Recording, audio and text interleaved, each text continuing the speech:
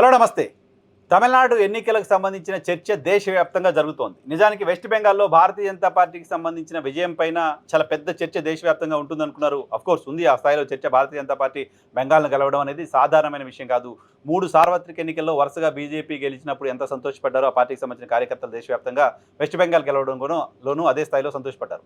అయితే తమిళనాట కొత్తగా ఎమర్జ్ అయిన ఒక పార్టీ మెజారిటీ మార్కుకు కొద్ది దూరంలో ఆగిపోవడం, మెజారిటీ మార్క్ కోసం చేస్తున్న ప్రయత్నాలు ఇవన్నీ కూడా దేశవ్యాప్తంగా ఆసక్తిని పెంచాయి. దేశవ్యాప్తంగా ఒక పెద్ద ఇంట్రెస్టింగ్ ఎపిసోడ్‌గా ఇది మారింది.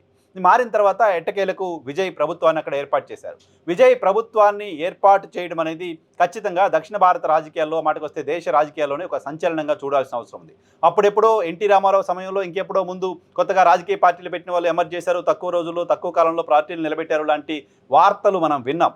బట్ ఈ జనరేషన్ చూసింది కేజ్రీవాల్ తర్వాత. సరే కేజ్రీవాల్ పార్టీ పెట్టినప్పటికీ కేజ్రీవాల్ పార్టీని ఒక ఎమోషనల్ పార్టీగా చూడలేం.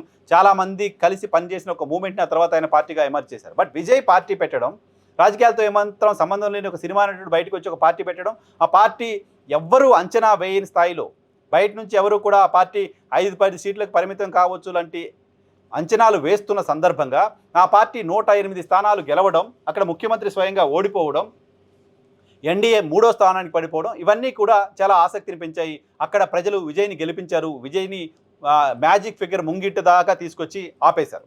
సో ఆ తర్వాత ఆయన అష్టకష్టాలు పడి ప్రభుత్వాన్ని అయితే ఏర్పాటు చేశారు. ప్రభుత్వాన్ని ఏర్పాటు చేశారు. తమిళనాడులో ఎన్నికల్లో గెలిచారు. ఓకే. ఎన్నికల్లో గెలిచిన తర్వాత ప్రభుత్వాన్ని ఏర్పాటు చేసిన తర్వాత విజయ్ తమిళనాడుని మరోసారి గెలిచారు. విజయ్ తమిళనాడుని మరోసారి గెలిచారనే మాట ఎందుకు చెప్తున్నానంటే, తమిళనాట ఇప్పటివరకు కక్షపూరిత రాజకీయాలు చూసాం. మనం మాత్రమే కాదు, తమిళనాడు ప్రజలు కూడా అటువంటి కక్షపూరిత రాజకీయాలని ఎక్స్పీరియన్స్ చేస్తూ వచ్చారు. ఓ పార్టీకి సంబంధించిన నాయకుడు ఇంకో పార్టీకి సంబంధించిన నాయకుడితో మాట్లాడడం కూడా నేరమే అనే స్థాయిలో అక్కడ ఏ పార్టీకి సంబంధించిన క్యాడరు, ఏ పార్టీకి సంబంధించిన నాయకులు అలా గీత గీసుకొని ఉండడం చూస్తుంటారు. క్షేత్రస్థాయి వరకు కూడా పార్టీలు, నాయకుల మధ్య విభేదాలు, విభజన ఆ స్థాయిలో ఉండేది. అటువంటి తమిళనాడు రాష్ట్రంలో విజయ్ ప్రమాణ స్వీకారం చేసిన తరువాత మాజీ ముఖ్యమంత్రి ఇంటికి వెళ్ళడం, ఆ రాష్ట్రానికి సంబంధించిన సీనియర్ నేత అయిన వైగో ఇంటికి వెళ్ళడం, పళనిస్వామిని కలవడం ఇవన్నీ కూడా తమిళనాడుని మరోసారి విజయ్ గెలిచేలా చేశాయి. విజయ్ని వ్యతిరేకించి ఓట్లేసిన వాళ్ళంతా కూడా విజయ్ ఈరోజు చేస్తున్న రాజకీయం అంతా చూసి సంతోషపడుతున్నారు. ఇలాంటి నాయకులు కావాల్సిన అవసరం ఉంది అనుకుంటున్నారు.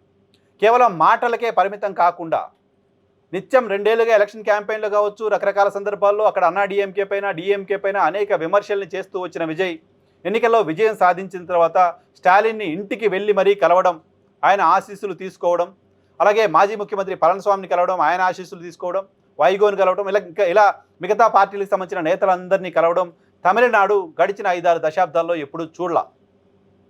ఆ మాటకొస్తే దేశంలోనూ అటువంటి సందర్భాలు చాలా తక్కువగానే మనం చూస్తాం. ఇటీవల కాలంలో అయితే గడిచిన 2 దశాబ్దాలుగా, దశాబ్దన్నర కాలంగా ఇది మరీ ఎక్కువైపోయింది. పార్టీలో ఒక రాష్ట్రంలో ఒక పార్టీ గెలిచిందంటే ఇంకొక పార్టీ మీద గెలిచినట్లుగా, సామ్రాజ్యాన్ని సాధించినట్లుగా అవతల పార్టీ వాళ్ళపైన దాడులు, కేసులు, కొట్లాట్లు, వాళ్ళపైన విమర్శలు, వ్యక్తిగత విమర్శలు ఇవన్నీ కూడా చాలా చూస్తున్నాం. కేసులు పెట్టడం, అరెస్టులు చేయించడం చూస్తున్నాం. అటువంటివి చూస్తున్న తరుణంలో విజయ్ తాజా చర్యలు ఖచ్చితంగా ఆనందాన్ని ఇచ్చాయి. కాస్త ఆహ్లాదకర రాజకీయాలను చూస్తున్నట్లు అనిపించింది. కొద్ది రోజుల క్రితం ఒరిస్సాలో ఓడిపోయిన నవీన్ పట్నాయక్ అక్కడ ముఖ్యమంత్రి ప్రమాణ స్వీకారం కార్యక్రమానికి అటెండ్ అయ్యారు. ఆయన అక్కడ ముఖ్యమంత్రి ప్రమాణ స్వీకారం కార్యక్రమానికి అటెండ్ అయ్యి ముఖ్యమంత్రిని ఆశీర్వదించారు. చాలా పెద్ద చర్చ దేశవ్యాప్తంగా నడిచింది దానిపైన. 2 దశాబ్దాలు అక్కడ ఒరిస్సా రాష్ట్రాన్ని పాలించిన నవీన్ పట్నాయక్ లాంటి ఒక సీనియర్ పొలిటీషియన్ తాను ఓడిపోయినప్పటికీ ముఖ్యమంత్రి తన ప్రత్యర్థి అయిన భారతీయ జనతా పార్టీ ముఖ్యమంత్రి ప్రమాణ స్వీకారానికి వెళ్ళి ఆయన ఆశీర్వదించడం అనేది ఖచ్చితంగా చాలా మంచి పరిణామం అంటూ దేశవ్యాప్తంగా చర్చ జరిగింది. సో ప్రమాణ స్వీకారానికి అటెండ్ అయినందుకే ఆ స్థాయిలో చర్చ ఉంటే, విజయ్ నేరుగా మాజీ ముఖ్యమంత్రి ఇంటికి వెళ్ళి వాళ్ళని కలిసి వాళ్ళ ఆశీస్సులు తీసుకొని రావడం అనేది మరింత పాజిటివ్ ఇంప్రెషన్ని విజయ్ పట్ల తమిళనాడు ప్రజల్లో తీసుకొచ్చింది. విజయ్ మరోసారి తనకు ఓటు వేయని వాళ్ళ మనసులు కూడా గెలిచారు. మరోసారి తమిళనాడు విజయ్ గెలిచినట్లయింది. సో తమిళనాడు రాజకీయాల్లో వెండెట్ట పాలిటిక్స్ ఇక ఉండవు అని ప్రజలు అనుకోవడానికి సంబంధించిన అవకాశం కనపడింది. గతంలో తమిళనాడులో ఓ మహిళ బట్టలు అసెంబ్లీ సాక్షిగా విప్పిన చరిత్ర చూసాం. గతంలో తమిళనాడులో ఓ సీనియర్ పొలిటీషియన్ని, మాజీ ముఖ్యమంత్రిని అర్ధరాత్రి చైర్లో నుంచి గుంజేసి లాక్కెళ్ళిపోవడం చూసాం. సో ఇటువంటివి చూసిన తమిళనాడు తాజా రాజకీయ పరిణామాలను చూసిన తర్వాత ఖచ్చితంగా హర్షిస్తోంది. న్యూ జనరేషన్ పాలిటిక్స్ చూసిన తర్వాత పెద్దవాళ్ళు కూడా, పాత రాజకీయాలు చూసిన వాళ్ళు కూడా ఇది కదా రాజకీయం అనుకుంటున్నారు. ఆ రకంగా తనకు 35% మంది అక్కడ ప్రజలు ఓటేశారు విజయ్కి.